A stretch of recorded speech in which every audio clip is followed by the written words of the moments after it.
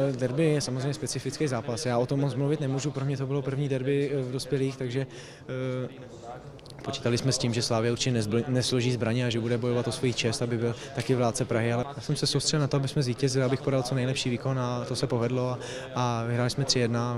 a myslím si, že jsme si zaslouženě získali vítězství. Já jsem se cítil dobře po celou dobu utkání, myslím si, že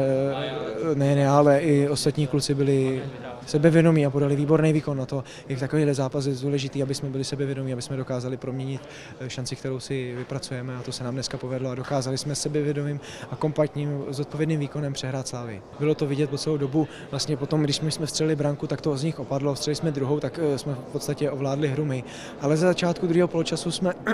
udělali byl takový výpadek, kdy jsme si nechali potom vstřelit vlastně branku a Slavie se trošku nadechla, byla agresivnější, ale potom jsme dokázali střelit třetí a myslím si, že jsme úplně ovládli tu hru. Hlavně jsme dokázali